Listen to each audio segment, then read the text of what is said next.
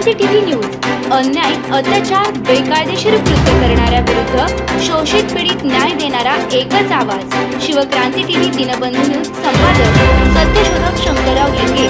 73 87 37 78 0. 3 February. महाराष्ट्रातील राजकीय घडामोडी.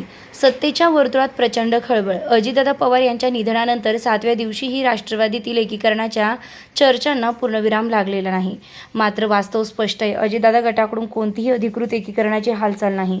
उलट सत्ता केंद्रांची सूत्रे आता सुनेत्रा पवार यांच्या हाती जात असल्याचं ठोस संकेत मिळत आहेत.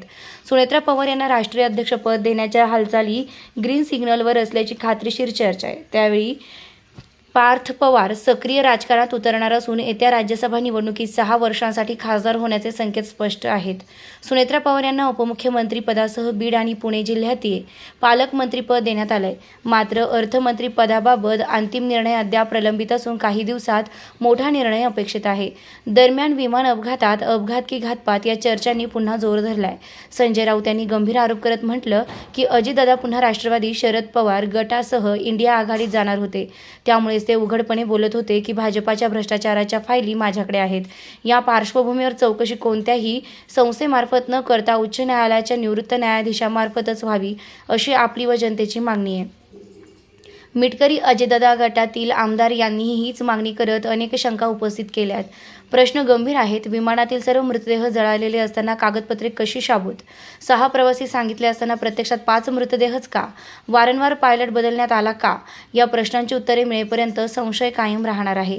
एकूणच चित्र स्पष्ट आहे. शरद पवार गट आणि अजित पवार गट यांचे एकत्रीकरण होईल अशी जी पहिली चर्चा होती ती आता बहुतांश रद्द झाली आहे. आता कोणताही अंतिम निर्णय सुनेत्रा पवारच घेणार आणि त्यात बदललेली राजकीय समीकरणे असतील. मात्र हे नवे समीकरण भाजपाला मान्य होईल का? हा प्रश्न महाराष्ट्राच्या राजकारणात खळबळ उडवत आहेत. चंद्रपूर महानगरपालिका दिल्ली दरबारातून समेट. नवीन घडामोडीनुसार वडेट्टीवार गटाला उपमहापौरपद, खासदार प्रतिभा धानोरकर नाव निश्चित यांच्या गटाला महापौरपद तर सहकारी पक्षांना स्थायी समिती देण्यावर एकमत झालंय.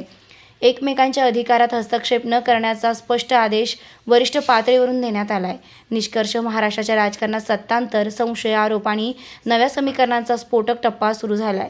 पुढील काही दिवस निर्णायक ठरणार आहेत.